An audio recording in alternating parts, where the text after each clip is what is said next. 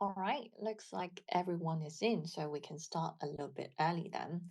Welcome to another Twitter space organized by MarginX. I'm Jamie, who's the host of this podcast, and I'm also a crypto influencer myself on both English and Cantonese content. Today's topic is about crypto adoption worldwide because crypto is really growing in a lot of countries. Maybe you've been shocked hearing about this, especially if you are American, because the US hasn't been particularly fond of crypto, but other countries are adopting crypto at a rapid pace. But I guess the reason that a lot of us might not have heard about this because a lot of the news, like the media that covers are in English, and it's very America centric, I would say. So I thought to myself, maybe we can do an episode about the adoption between countries and do a little comparison. It's definitely going to be a fun discussion for sure. So allow me to introduce my first guest speaker of today. He's Whipless, and he's the head of IVS, which is the biggest crypto conference in Japan. So, Whipless, why don't you give a brief introduction about yourself? What do you do? How did you get into crypto, etc.? Hey, thank you, Jamie. You hear me? I think I'm in a very Yeah, I can hear you noisy perfectly. environment. Yeah, it's fine, it's Okay, fine. uh, awesome. Thank you. I'm now in Italy, actually, Venezia, to have a lunch now.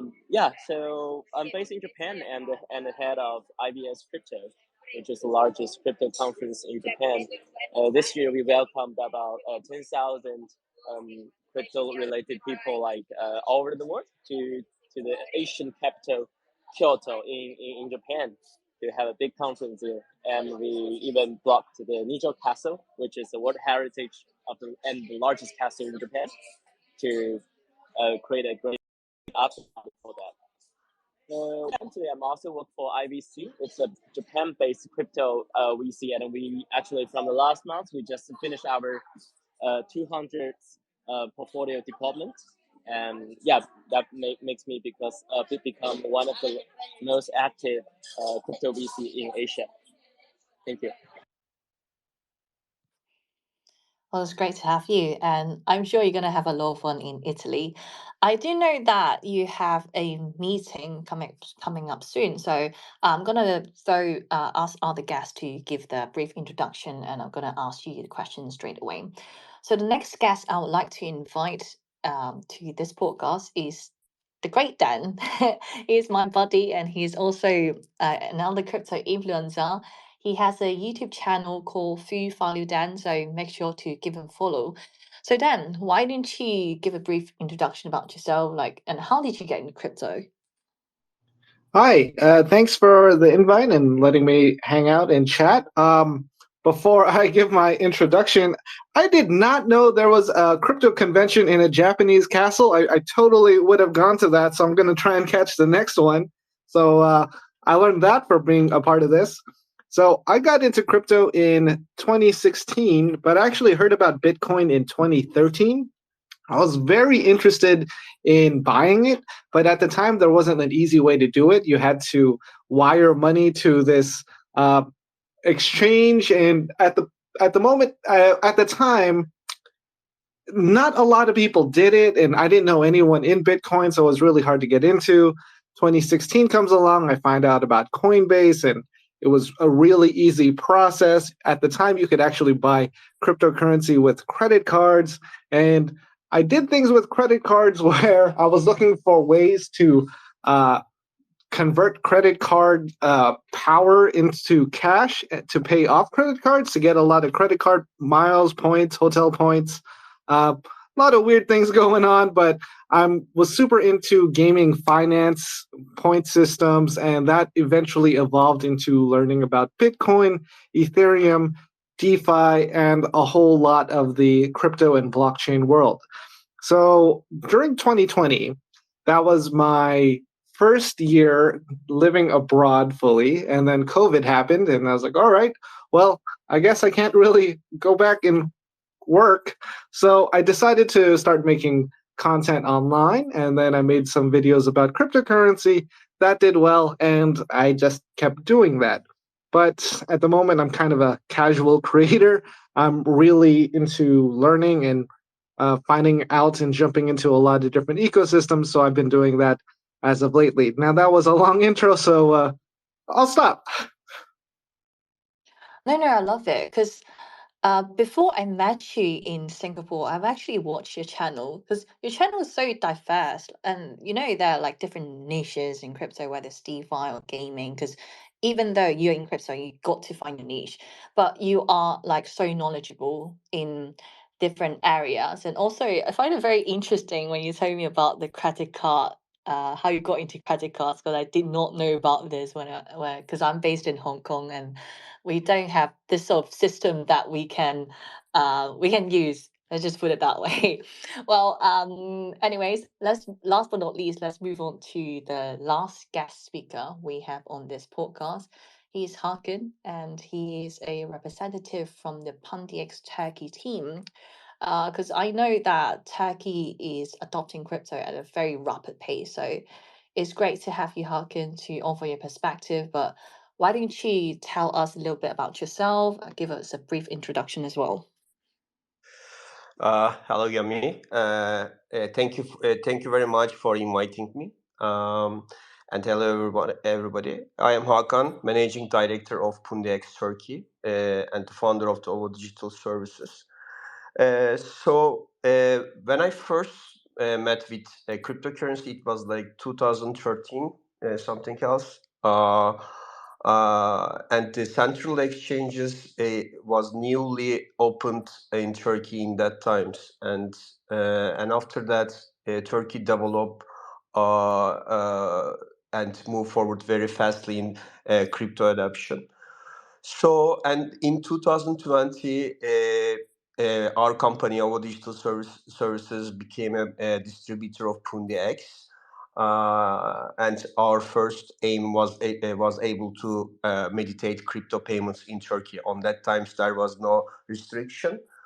But after some regulation issues, then we develop a new business model and provide end users physical cryptocurrency exchanges in physical points, actually, in the shopping malls, in street stores, and we are working to create and increase the mass adoption and the usage of cryptocurrency in the communities.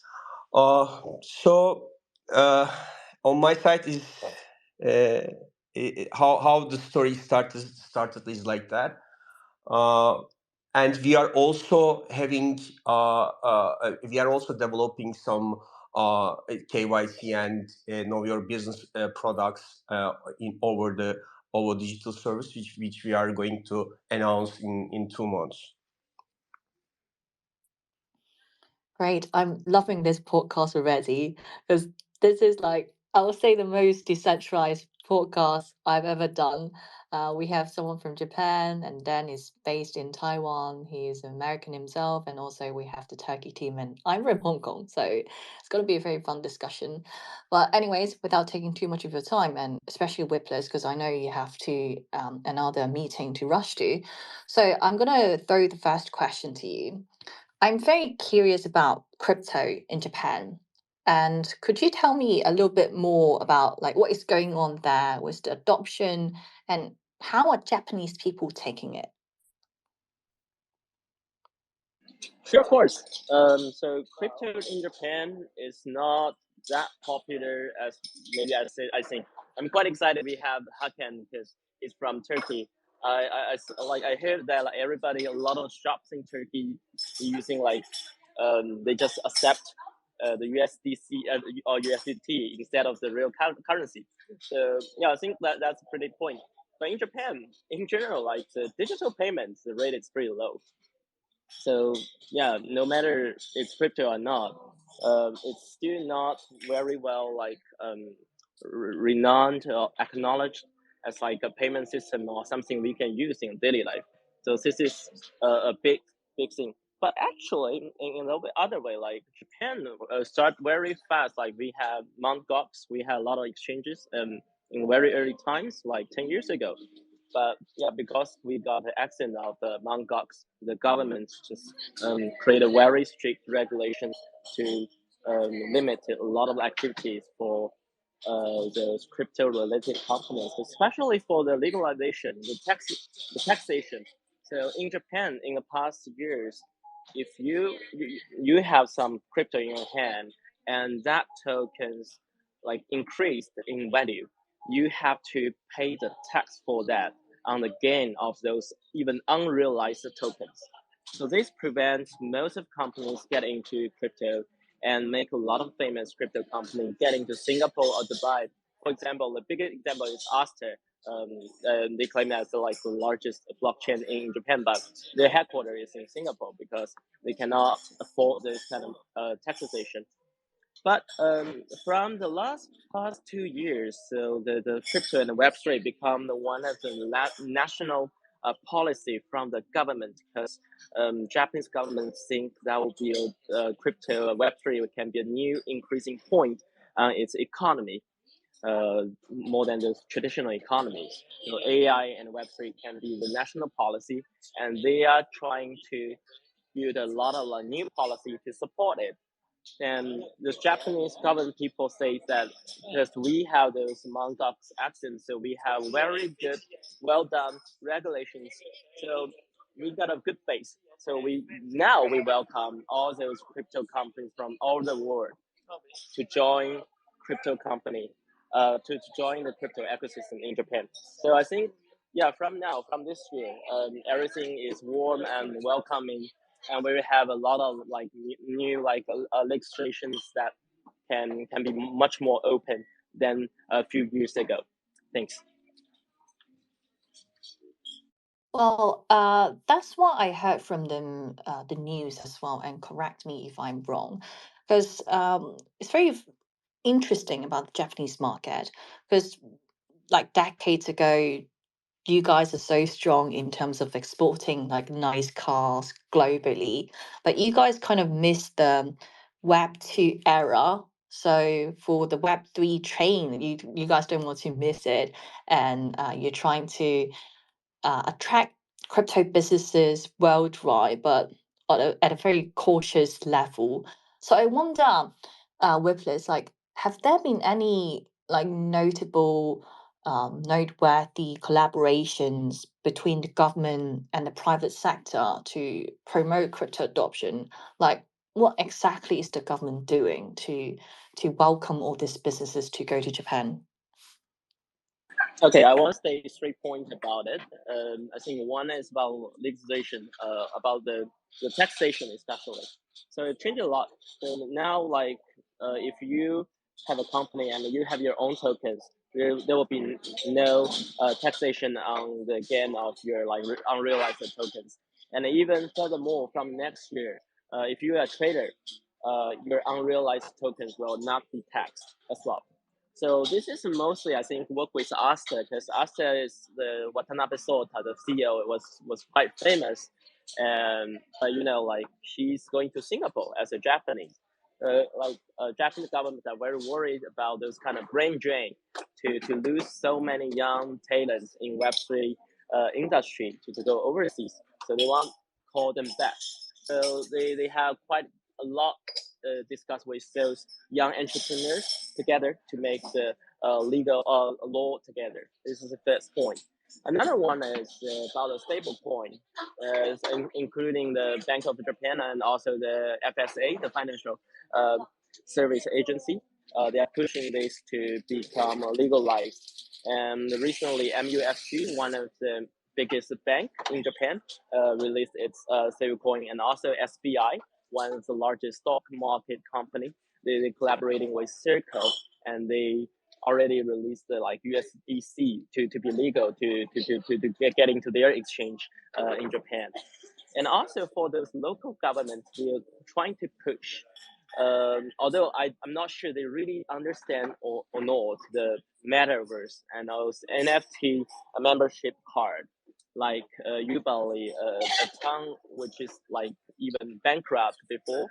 They want to revitalize their agriculture. So they have this kind of like a melon NFT. So you can have a real lemon when you melon when you buy NFT, and to support the local government, local economy, and you will get a lot of like discount when you come to this town.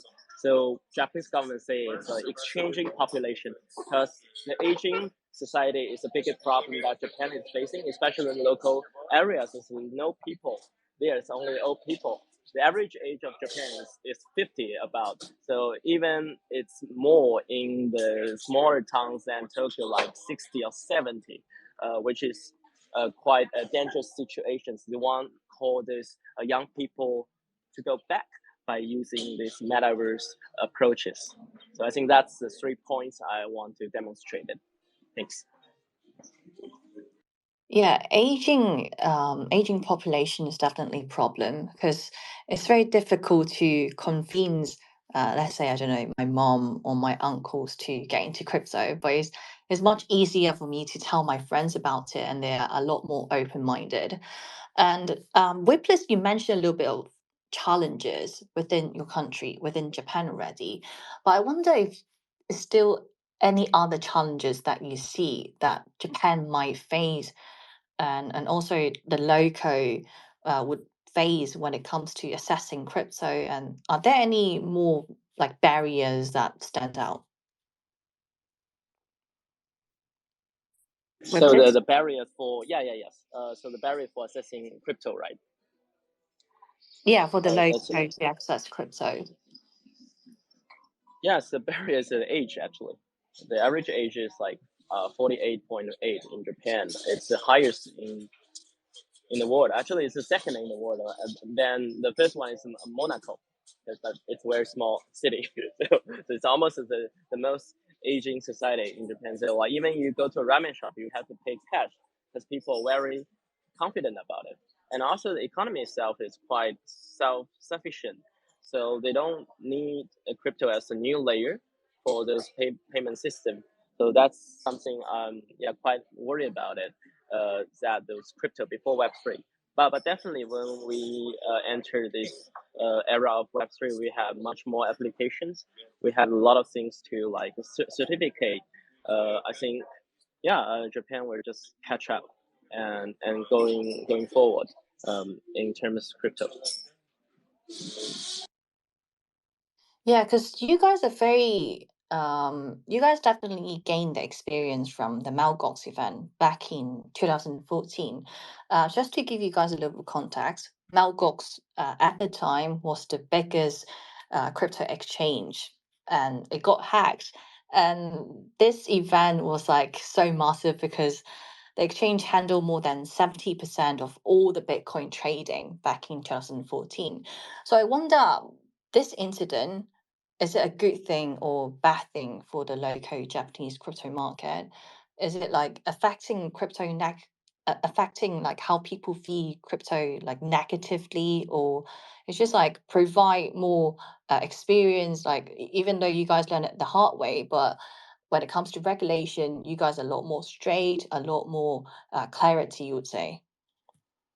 I want to say good and bad. So for it's bad because Japan is losing about like about 5 to 7 years of crypto after that accident, because the regulation is become extremely strict for all those exchanges, and you can only legally have like exchange like got crypto from the regulated exchanges, and that's only 33 exchanges, and all those pairs have to be screened, and those period can be as long as 2 years for new token pair. So that makes a lot of problems. But I want to say it's maybe in the long term it's a good thing, because if you have a fundamental, very legit um, law legislations for and the registrations, like the FTX Japan, they return all the money to Japanese users, where like the other branches cannot do that because of the regulation on the exchanges. They have to store all the money there. So yeah, I think in the long term, if they open more policies and will have more to post more gestures to open the market think that will be a good start point in the next 5 or 10 years. Great, because I've always thought of Japan as like a magical land. Japan kind of got its own thing going on, whether it's culturally or economically. But in terms of the like, the Japanese culture, do you think it gives you more like challenges or opportunities? Like, how do you view the Japanese market moving forward? So for challenges, it's about like the conservative atmosphere in the whole society. People are quite afraid of accepting new items compared to other countries. But yeah, so that means we have less pioneers and less early adopters on crypto. In Japanese crypto industry, like everyone knows each other. It's a very small community. But also, I think the good thing because Japan has a very good assets of culture, of technology, and have very high quality of life standard. I think crypto can open a new gate for the global citizens to take a sneak peek into Japan and and try to understand the culture and try to activate these good assets in a global perspective. So I think that's because Japan has so much culture and technology and lifestyle like assets. Crypto can be a good approach for the global market to access Japan to access to the global market. Oh, got it. Thank you so much. And without taking too much of your time, because I know that you have another meeting to rush to, so feel free to exit the podcast. And the next question that I would like to ask around the other two guests. So, Dan, since you just came back from the US, I believe like few days ago or something, right? So I wonder what is the word on the street? Like American people discussing crypto and like how are they taking it? Not well. So, if you're not familiar, there were two pretty big books that were released in the last few months about like the FTX collapse and like how crypto is a scam. And the general impression of people is very negative, even though the markets have been doing well. That the justice has been served for a lot of the crypto scams. The SEC and FBI have been going after scammers and have been catching them. But the general impression is pretty bad. I was actually at a gas station and a liquor store, and that's where I found Bitcoin ATMs. They aren't necessarily places I'd actually use a Bitcoin ATM because they happen to be in places where it can be a little sketchy, where you can easily get robbed. But I think adoption is slowly happening. I'd like to see Bitcoin ATMs in nicer areas where you don't have that fear, where you don't have to look over your shoulder. But yeah, that is the impression I'm getting from the people in the U.S. And some of my friends that don't invest, they also think it's very high risk. And the ones that do invest aren't that advanced in crypto trading and investing. They're using very basic apps like Robinhood. Robinhood is this stock trading app that supports like 6 different cryptocurrencies. So they can choose from one of 6 different cryptocurrencies if they are going to invest. So the resources are still very limited for mass audiences in the US. Wow, that kind of caught me by surprise because I personally have never been to the US before, but because constantly reading the news about BlackRock getting into the market, applying for the ETF, and SEC kind of like because there's like a little bit of conspiracy theory that SEC is listening to what BlackRock has been telling them. So I thought that American would be more open-minded, but maybe I guess wrong. But anyways, yeah. Oh yeah, I think so. On the like the more financial side of the people that can handle their finances well, but for like general audiences, it's not great. There have been a lot of references to crypto, blockchain, NFTs, Bitcoin in a lot of pop culture this year. It was mentioned on The Simpsons, Futurama, on a lot of different very popular TV shows. And I think this is great just because people are getting more familiar with it. They don't have to ask what an NFT is, but their impression of it is still kind of negative. I wonder if there are like any regions that are particularly against crypto, and maybe like any like states or any other regions are more for crypto. I think it's just people in the US really like talking crap about things. They really enjoy the divisiveness. You know, they want to pick a side and they always want to be on the winning side of something, and then they want to talk down. Okay, got it. Because it's very different from the next guest. Because he's from Turkey, right? So Hakan, I would like to ask you about what is going on in your country to do a little comparison. Because what I read from the news is that the Turkish lira is keep decreasing in value, and it's definitely an inflationary token. Because you guys have like more than 50% inflation rate per year, which is something ridiculous. And this also trigger a lot of Turkish people would just flop to Bitcoin, flop to crypto. And I wonder if that is actually the case. Like, what is the adoption going on there? Yeah, Gemi, it's a very nice question actually, and it's a very common question for Turkish people. When we make a quick chat, or when we sit with our friends, we always talk about the economy in Turkey and the inflations.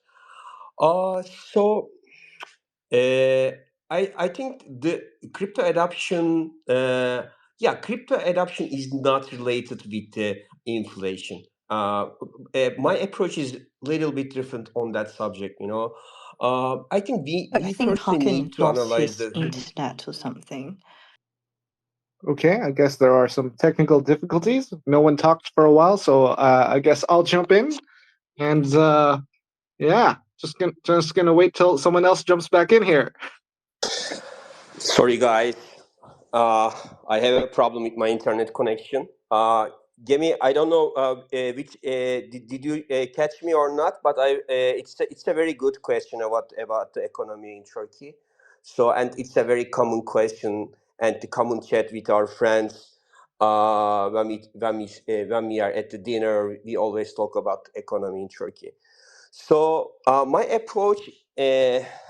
About the relationship with the inflation and the crypto adoption is like that.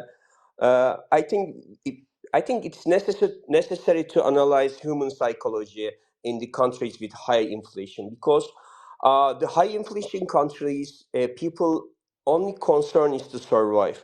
That's why they choose a different investment instruments. Like if let me give you some example in Turkey. Uh, According to Turkish Statistical Institution, the inflation rate is 61%. But this is not real. The real inflation rate is more than 150%. So, and the average salary rate, minimum salary wage is like $400, and 40% of the employees are getting minimum salary. And in Turkey is I think is the poverty line is around $1,500. So let's think about that. You are working for an average rate, and you have to you have to provide your shelter, everything. You have to live, and somehow you have to uh, do something to increase your monthly earnings. So there is no choice. One choice you can gamble, or the second choice you can choose the different investment opportunities. So in Turkey, actually, people uh, it's not so much adaptive crypto adaptive country. People are choosing cryptocurrency on the futures options. Maybe the 60% of the tradings on the exchanges are the futures, and I I think I can answer this question. Why people are choosing cryptocurrency in Turkey? Because they want to live. They want to somehow they have to increase their earnings. Well, so I wonder for America, like the American, do they have this sort of like mindset they need to invest into something as a store of value, whether it's like gold or real estate, or uh, maybe a small percentage of them will still opt for crypto? What is your perspective on that then? So it used to be real estate, and now the markets have gotten too crazy and the interest rates are too high that people can't really afford to buy or sell houses anymore, just because if they sell their house, they lose their lower interest rate, then they'd be paying more for another place. So the situation is pretty bad in the US in regards to that. As far as having disposable income to invest. Not a lot of people have that with the smaller inflation in the US, but it's still hitting some people pretty hard. There a lot of homelessness is rising. There's there are still a lot of issues, and it's just the people that can invest. They can't really invest into a lot of things in the US just because of the regulations, just because of how strict it's getting. Well, there's limited options. There's like Coinbase, but Coinbase doesn't have all the coins or services or products that you can get on an international exchange. There's no ICOs, and I think ICOs were great in concept, just not just too easy to scam people. But the idea of anyone being a seed investor still sounds pretty good, because now all that opportunity goes to the venture funds, and then they get the potential 100x's. But to answer your question, there aren't a lot of there isn't a lot of investing going on, at least on the younger side of the people in the US. I think they make that education very difficult to get, because I had to go out and learn all this information on my own. And a lot of people that didn't get this information or didn't seek it out just don't invest. On the older side, for like the previous generation with my parents and uncles and relatives, they all went to real estate just because that's what they knew and that's what they understood. So the older generation went to real estate, and that's where they kept their value in money. I'm starting to ramble, so I'm going to stop talking. Yeah, No, it's different great. You different regions. Then, thank you very much. By the way, as I know, in different regions, different, the problems in Turkey. Actually, drop shipping is very popular, and the Z generation is making like selling products on Etsy or Amazon. They are trying to find a way to second job, to increase their income. So actually, this is the new generation which is coming. They are more educated. They are more educated on the financial system. Actually, this is good for countries like Turkey, and because they are learning how to survive, uh, but on the other hand side, of course, in for country, it's the high inflation is very bad. I kind of want to go back to what Dan mentioned, because you talk about American can use exchanges like Coinbase, right? But Coinbase, the limitation of Coinbase is that it only offers very limited coins. So I wonder if American can access to DeFi services, because I'll tell you the situation in Hong Kong. I was trying to, download different DeFi wallets on my phone, but I realized because I'm using App Store and they can track my location, which is from Hong Kong, and on the App Store, I'm not allowed to download certain things, and I'm not allowed to use certain services. So I wonder if it's the same case for American as well. Yes, but there are obviously ways around that. Coinbase and their decentralized base chain and their Coinbase wallet allows you to access DeFi apps. But some of those DeFi apps are region blocked, so you would have to use a VPN. So there are restrictions, but there are also easy ways to get around that. You just kind of have to know. Like, no one says it explicitly, but a lot of people hint at it. Okay, okay. I got you, I got you, I got you what you mean.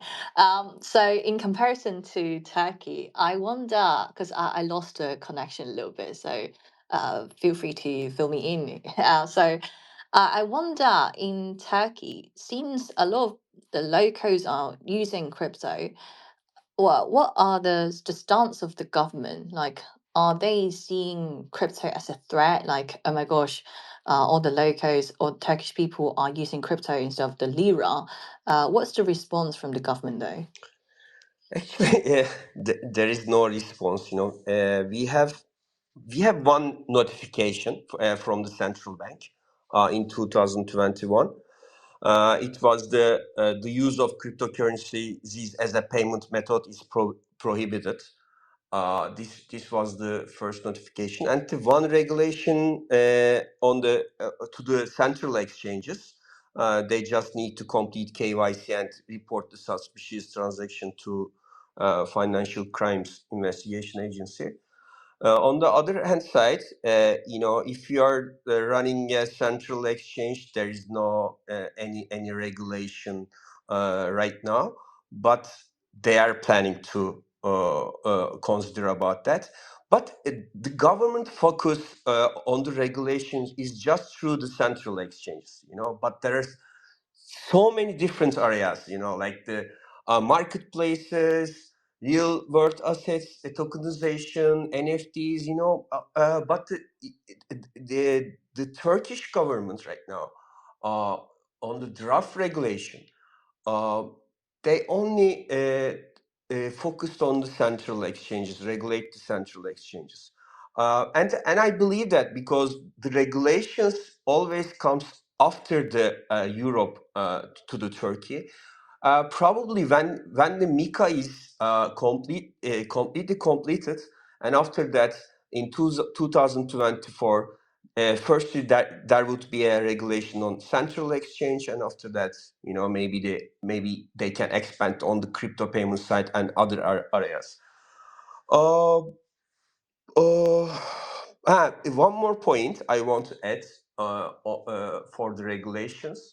As you know, Turkey is the gray list of the FATF since 2021. This is very important because the government made many new regulations to get out the gray list on the virtual asset providers, on the e-money companies everywhere. According to latest statement of FATF, Turkey is partially compliant to as the clause R15. I think it's a travel rules. It is for the virtual asset providers and the other financial institutions. And the Minister of Treasury and the Finance, he stated that like 2 months ago, the regulations will be forced in as soon as possible in order to get out from the gray point of FATF. This is very important for Turkey because the global business relationship with other countries. So my opinion, in 2024, we will see lots of developments in Turkey about regulations. All right, so to keep building up on that, I wonder if there are any like notable crypto projects from Turkey that have gained recognition on a global scale. that you feel like you have to share with us? Yeah, unfortunately, Turkey is a little behind in this regard, from the world. Yeah, I can say many of gaming companies that have expanded and exited globally, exit their companies. But however, there is no such development on crypto ecosystem. Uh, there was even the local central crypto exchanges in Turkey, the biggest ones. Uh, they didn't open they didn't open their markets to the global market. It is on the crypto side. Turkey is, I think, a little bit behind on the startup side in the world. All right, it got me thinking. I asked a similar question to Dan as well. Are there any like particular regions of Turkey that are more active in the crypto scene? And I wonder if there like a social or economic explanation to it. Yeah, actually, yes. Big cities like Istanbul, Izmir, Ankara, Antalya, in the high populations, and the education rates is higher. Higher cities is more crypto adaptive. And I think, I don't know, but there are more than 6 million active cryptocurrency users in Turkey, and uh, let me give you an example. Like, I cannot give the age range because, like, 20 years old, a student can invest on the cryptocurrency or trade, or like a 50 years old woman, they are making a like Bitcoin days. They are giving a Bitcoin to each other. So there is no particular uh, statics in my hand, but I can say that the big cities are more adaptive. Yeah, that makes perfect sense as well. But to shift gears a little bit, let's jump back to the American land. So I wonder then if like the SEC or any like regulatory framework from the US, do you see that they are like facilitating, like helping the growth of crypto or kind of like hindering a little bit? It seems like they're hindering it a lot, but there's still a lot of builders. Like I think Coinbase is the biggest lobbyer of pro crypto in the government right now. I think there's a couple other funds also helping with that movement. But yeah, due to all those regulations and restrictions, developers are going international. Well, and then there's another point, like the SEC is constantly attacking crypto for its volatility. So I wonder, like you as a content creator, a crypto influencer, if you have any like strategies you could share with us in regards to risk management or any specific strategies that you feel like is more popular in the US. Um, I wouldn't say there's necessarily a popular strategy in the US. People are kind of all over the place depending on their skill level and experience. Um, Personally, I think it's the easiest thing to do is just write out these trends. If the market is trending up, don't fight that trend. If it's trending downward, uh, don't fight it. Just be ready to move with the market. And I think that's just what happens in these types of cycles. And obviously, everyone says this, risk what you can afford to lose, because if you are investing too much, you do not make level-headed decisions. Yeah, I totally agree with you. And especially when crypto is really warming up, so does the scammers. There are like a lot more scamming cases going on. So um, be be cautious. And crypto is a very volatile market. We all know that. And also when it comes to risk management, never leave like everything into one basket, right? So I think the reason why, I'll share a little bit of my point of view. I think the reason why the US is still somehow more against crypto compared to other countries is that the US haven't got a reason to adopt crypto yet. Because when you look at Hong Kong, we have really strong economic reasons and political reasons as well to kind of push Hong Kong to become so-called the next crypto hub to compete with Singapore. And Singapore wants to be the innovation, the center of innovation of Asia. And Japan kind of missed the Web 2 era, and Turkey because of inflation and other a lot of like low income countries like Vietnam, Philippines, they are all adopting crypto at a very rapid pace because they have a strong need when it comes to crypto. Even for the UK, because British pounds are decreasing at some would argue at historically low level right now.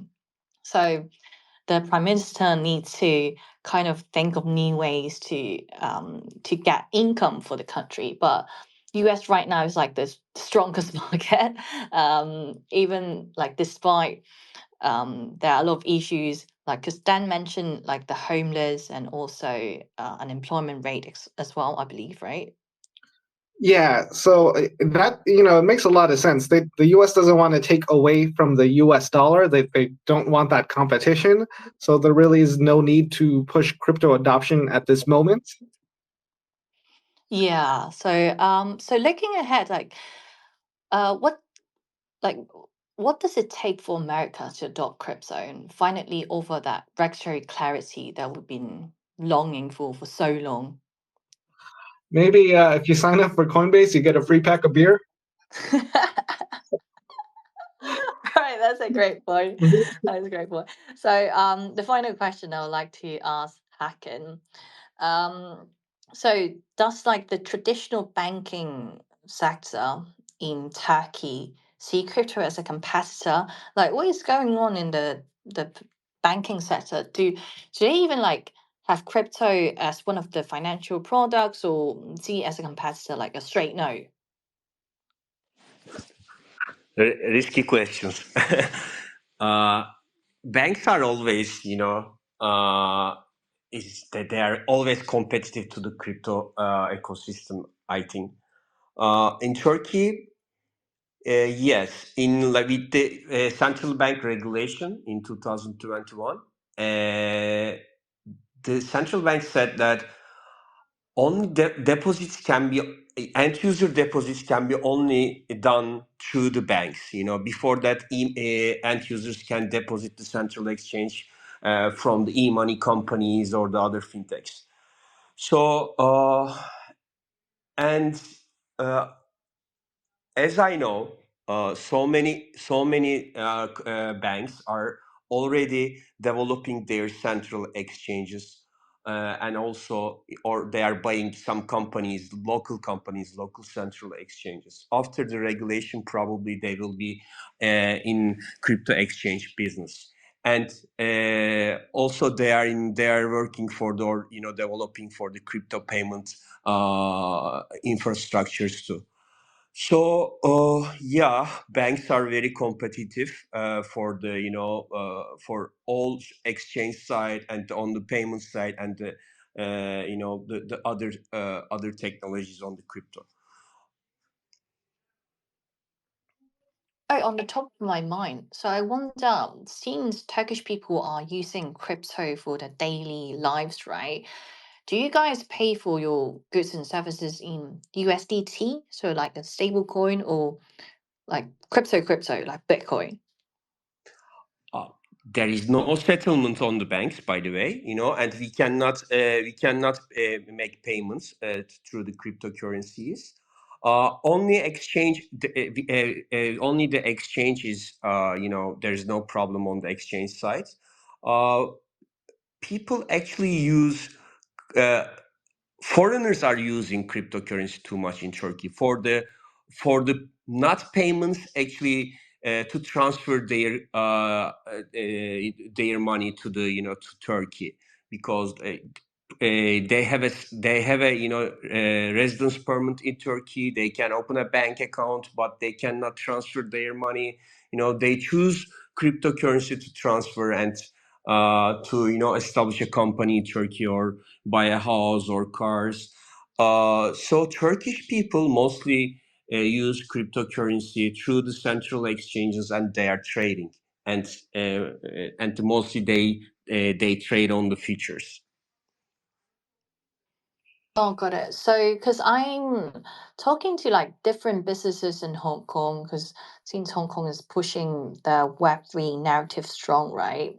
If they are interested in taking crypto to for their goods and services, but when it comes to like accepting Bitcoin, they are a little bit more hesitant because Bitcoin can fluctuate a little bit, right? And they are definitely more keen on accepting USDT like a stable coin. So I wonder if like it's the same case in Turkey as well. But as you mentioned, probably like any kind of crypto like USDT, whether it's USDT or Bitcoin, are accepted in the Turkish land, right? Yeah, USDT adoption in not just in Turkey, actually in this area in Middle East, USDT adoption is too high. On Dubai, in Turkey, on the in CIS region, like Azerbaijan, or Uzbekistan. These regions, these countries, are 90% of the communities are using USDT for the businesses, uh, uh, for cross border transactions, or for the payments. Wow, that is something really interesting and very new to me, Yeah. because I haven't really been to places that would so wildly adopt crypto. But Yeah. I Have wish you I could. have you ever been in Central America, in El Salvador or Honduras? No, I haven't stepped into the Yeah. American land at all. Yeah, if you go to El Salvador, yeah, it's a very adaptive country, crypto based country. Everybody says. You can see Chivo, Bitcoin ATMs everywhere, and the crypto payments everywhere.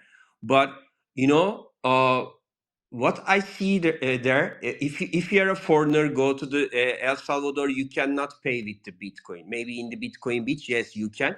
But if you don't have a Chivo wallet, and Chivo wallet is only for the citizenships, you cannot make the payment on the retail segment.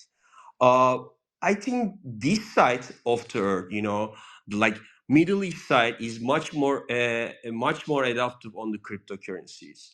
Actually, on the payment side.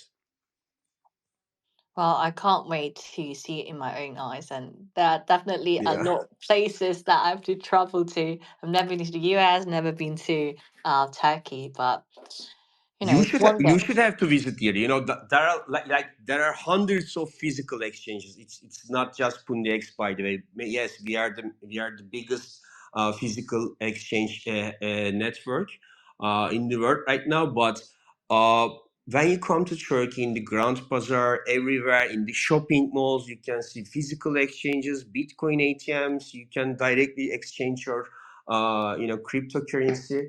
Uh, it's really different, this area, and Dubai too. Dubai is really interesting country for the crypto adoption. Wow, let's just add a lot more countries to my bucket list then. But Yeah, yeah. well, unfortunately, that's all we got time for, and we need to wrap this Twitter space up. And make sure to follow our speakers on Twitter, and also make sure to follow MarginX. We'll be hosting here regularly, so stay tuned to know when our next Twitter space will be. I hope to see you guys again, and thank you everyone for attending this discussion. We'll talk soon next time. Thank you, Gemi. Thank you. Thanks. This Thanks was a for great. joining. Bye. Thank Bye you, bye. Dan. Bye bye.